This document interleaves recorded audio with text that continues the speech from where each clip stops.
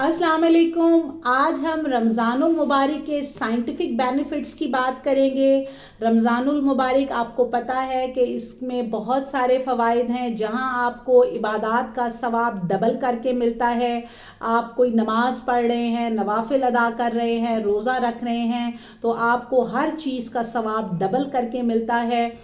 तो ये फ़वाइद तो आप शरई तौर के ऊपर और रूहानी तौर के ऊपर हासिल कर रहे होते हैं। आज मैं आपको हेल्थ बेनिफिट्स की बात बताऊंगी कि साइंटिफिकली रोज़े का हमारी सेहत के ऊपर क्या असर पड़ता है। इसमें सबसे अहम चीज़ फीलिंग ऑफ हैप्पीनेस है कि जब आप रोज़ा रखते हैं और 3, 4, 5, 6 दिन मुसलसल आप जब रोज़े रखना शुरू हो जाते हैं और इस रूटीन में सेट हो जाते हैं, तो हमारी बॉडी के अंदर हैप्पी हार्मोन्स रिलीज़ होना शुरू हो जाते हैं, जिसकी वजह से हम खुशी महसूस करते हैं और हम सेहतमंद खुद को महसूस करना शुरू कर देते हैं और हमें अब रोज़ा रखने में मज़ा आना शुरू हो जाता है। तो सबसे इम्पॉर्टेंट चीज़ जो है वो रमज़ानुल मुबारक में हैप्पी हार्मोन्स का रिलीज़ होना है, जिसकी वजह से आप ना सिर्फ ज़हनी तौर पे बल्कि जिस्मानी तौर पे भी सेहतमंद महसूस करना शुरू कर देते हैं और खुश रहना शुरू हो जाते हैं। दूसरी अहम चीज़ इंटरमिटेंट फास्टिंग है कि जब आप सहरी कर लेते हैं और फिर अफ्तार के बीच में एक वक्फा होता है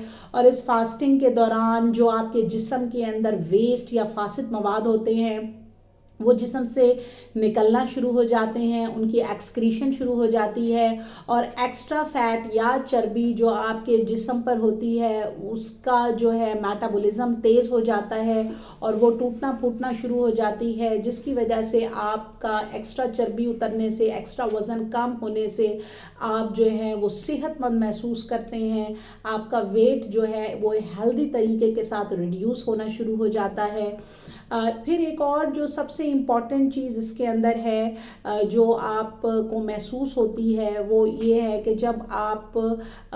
अफ्तारी के बाद अपने हाइड्रेशन लेवल को पूरा करना शुरू कर देते हैं तो आपकी स्किन भी इससे हेल्दी होना शुरू हो जाती है, आपका मेटाबॉलिज्म का सिस्टम इससे ठीक हो जाता है और